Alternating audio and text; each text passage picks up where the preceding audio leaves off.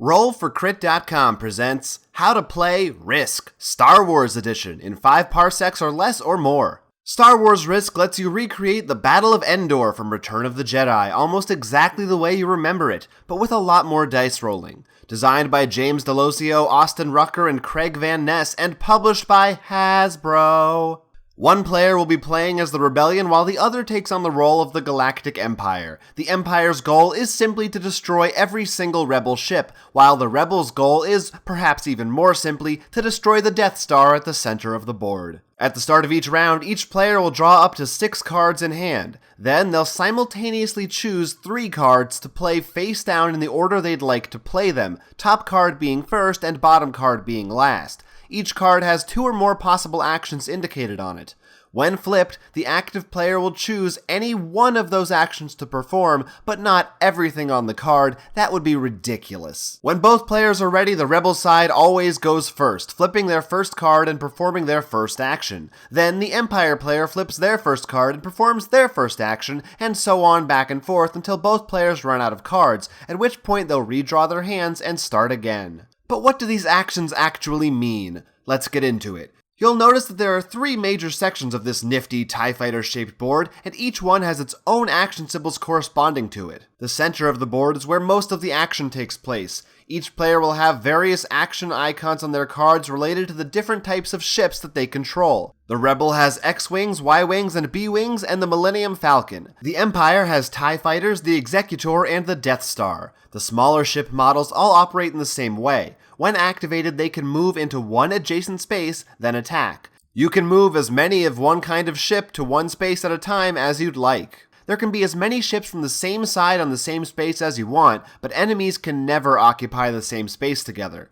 These 6 sections here are Rebel fleet markers, and Rebels can freely move their ships off of them onto the main board. After moving, ships can attack any sector of the board they're adjacent to, rolling 1 die per ship. For example, if you activated 5 X-Wings to attack, then you would get to roll 5 dice. There are only 5 dice, however, so even if you had more than 5 X-Wings, you'll never be rolling more than 5 dice. Each ship also has a minimum number that must be reached in order to hit it successfully. For example, to hit a TIE Fighter, you must roll a 3 or higher. So if your 5 X-Wings roll 3 3s, 3 TIE Fighters in an adjacent space would be removed from the game. The bigger ships work a little differently. Both the Executor and the Millennium Falcon can move up to 2 spaces when activated. To attack, the Falcon rolls 2 dice on its own while the Executor rolls 4 dice on its own. Unlike smaller ships, these guys have their own health tracks, so it takes multiple hits to destroy them.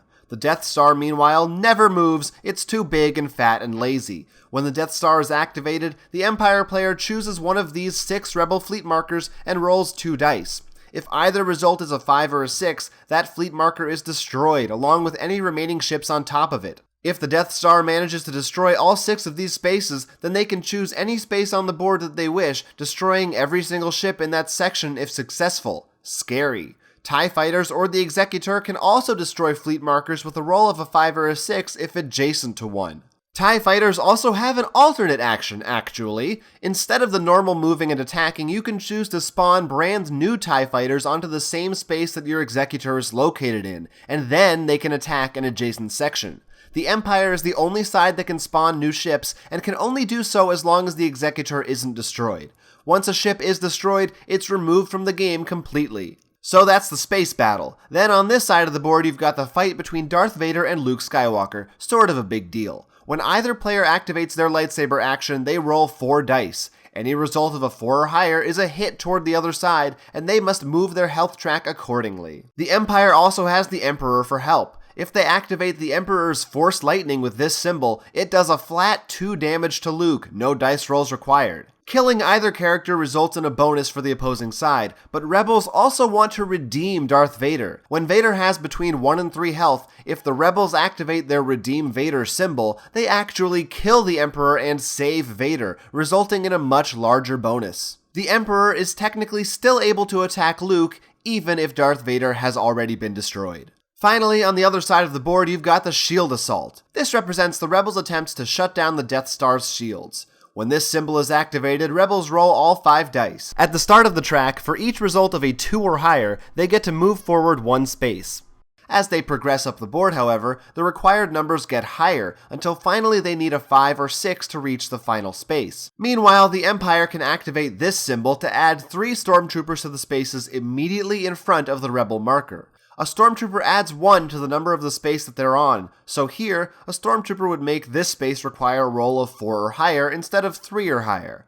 Once rebels reach the end of the track, the Death Star's shields are down and it's open for attack. Then and only then can they send any ships after the Death Star. When attacking the Death Star, they must roll a 6 with any type of ship in order to destroy it once and for all. Throughout the game, you'll be receiving bonus orders as a result of various accomplishments. A bonus order allows you to take the top card from your deck and add it to the bottom of your card pile for the round without looking at it. This gives you an extra action for the turn, though you won't be able to arrange it strategically. You can get bonus orders in the following ways. Anytime you completely clear a section of the board by attacking ships, you get a bonus order, including with the Death Star.